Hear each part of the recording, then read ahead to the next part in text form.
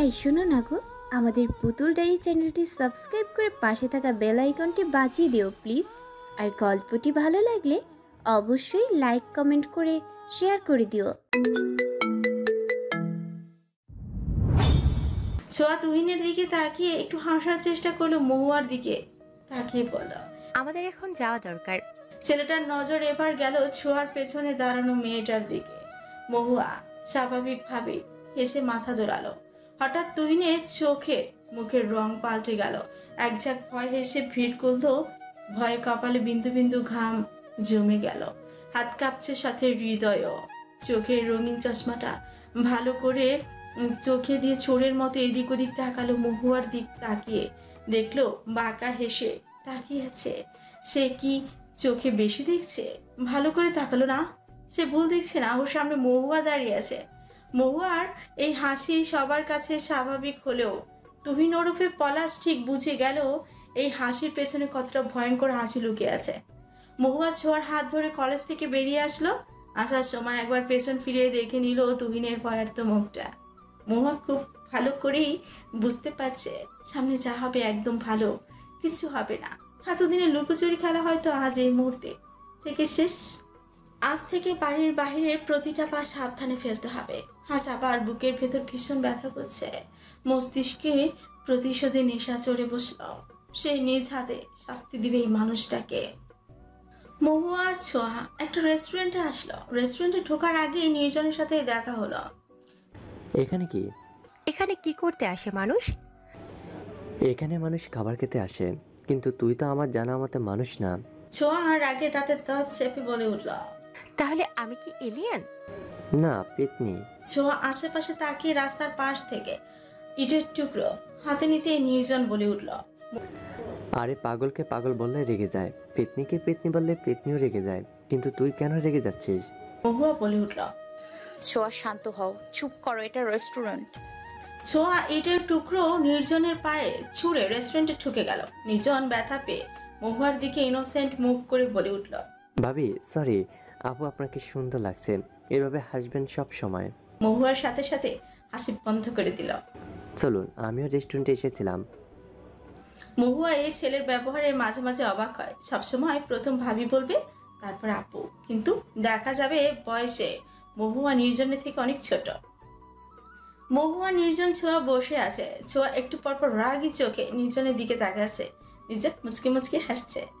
মহুয়া আশেপাশে তাকাতে গিয়ে দেখলো ওদের দুই টেবিল সামনে আহানা বসে আছে, পাশে একটা মেয়ে।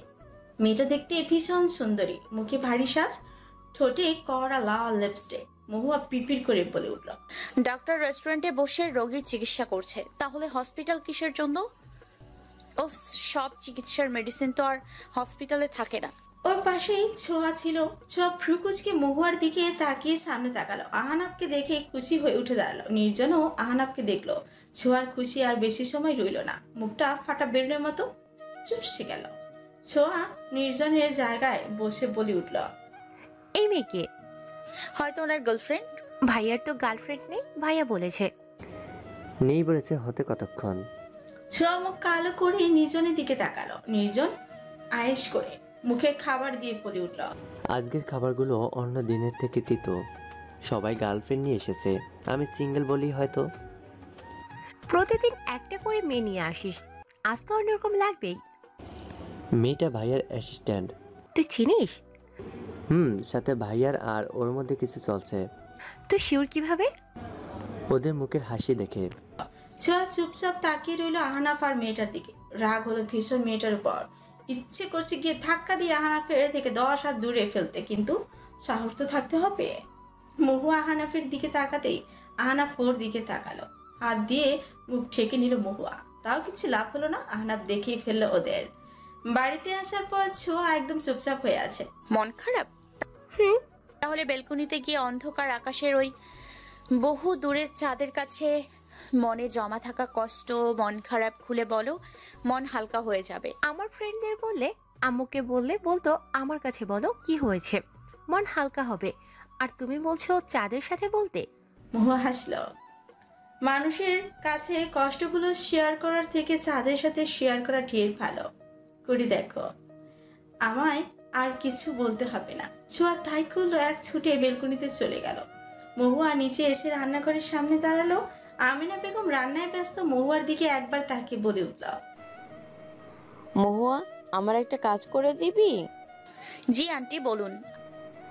আমি একটু কাজে ব্যস্ত। তুমি কি আহনাফের রুমে এই কফিটা দিয়ে আসতে পারবে? মহুয়া নিষেধ করলো না। কফির মগ হাতে নিয়ে আহনাফের রুমের সামনে আসলো। দরজার শব্দ করতে ভেতর থেকে বলে উঠল। মহুয়া ভয়ে ভয়ে দরজা ঠেলে ভেতরে আসলো। রুমটা খুব সুন্দর করে গোছানো। আহনাফ ল্যাপটপ হাতে ব্যালকনি থেকে রুমে আসলো। মহুয়াকে রুমে দেখে অবাক হলো। গম্ভীর কণ্ঠে বলল, আপনি আপনার কফি। আপনি কেন এনেছেন? আন্টি ব্যস্ত, সেই জন্য।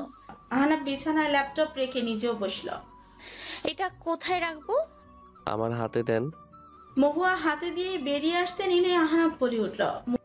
দাঁড়ান। মহুয়া দাঁড়ালো। পেছন ফিরে আহনাফের দিকে তাকাতেই আহনাফ বলল, কফিতে মিষ্টি কম হয়েছে। মহুয়া হাত কুচলে বলল। আহনাফ আচ্ছা তাহলে দেন, আবার বানিয়ে নিয়ে আসি। মুচকি হেসে কফির মগ দিল। মহুয়া নিজে কফি বানিয়ে আনলো। আহনাফ এবার মুখে দিয়ে বলল, মিষ্টি অনেক বেশি হয়ে গেছে। আমার কাছে তো ঠিক মনে হলো। আচ্ছা আমি আবার বানিয়ে আনছি। কফি তো ঠান্ডা হয়ে শরবত হয়ে গেছে। মহুয়া আবার কফি বানিয়ে আনলো। মহুয়ার ভীষণ রাগ হলো, তাও নিজেকে সামলে আবার কফি বানাতে গেল। নিরুপমা, হালিমা, আমিনা বেগম মহুয়ার এভাবে কফি নিয়ে দৌড়াদৌড়ি দেখে অবাক চোখে তাকিয়ে রইল। মহুয়া খুব ভালো করে বুঝতে পারছে আহনাফ ইচ্ছে করে এমন করছে। এবার আহনাফের কাছ থেকে ফিরিয়ে আনা ঠান্ডা কফিতে 2 চামচ হলুদের গুঁড়ো, 3 চামচ লবণ, 1 চামচ মরিচের সাথে বেশি করে চা পাতা দিয়ে স্পেশাল কফি বানিয়ে নিয়ে গেল। এতক্ষণ মহুয়ার এই কফি রান্না চোখ বড় বড় করে দেখছিল সবাই। আজ আহনাফের কফি খাওয়ার শখ আকাশে পাঠাবে। আহনাফ বেশ মজা পাচ্ছে মহুয়াকে খাটিয়ে। মহুয়া এবার হেসে আহনাফের দিকে কফি এগিয়ে দিয়ে পড়ল। এবার আমি যাই, আমার টিউশনে যেতে হবে। আহনাফ কফির দিকে না তাকিয়ে মহুয়ার দিকে তাকিয়ে জিজ্ঞেস করলো, আপনি টিউশন কেন নিয়েছেন? আমাদের বাড়িতে কি সব কিছু পাচ্ছেন না? আমার নিজের পরিচয় এবং বাড়ি প্রয়োজন, আর বাড়ি ভাড়া নিতে হলে টাকা লাগবে, সেই জন্য টিউশন নেয়া। ও, আহনাফ কফি মুখে দিয়ে মহুয়ার দিকে তাকিয়ে রইল। সে না পারছে ফেলতে আর না পারলো গিলতে। ভালো হয়নি? আহনাফ কিছু না বলে চুপচাপ কফির মগের দিকে তাকিয়ে আছে। মহুয়া আস্তে করে রুম থেকে বেরিয়ে গেল।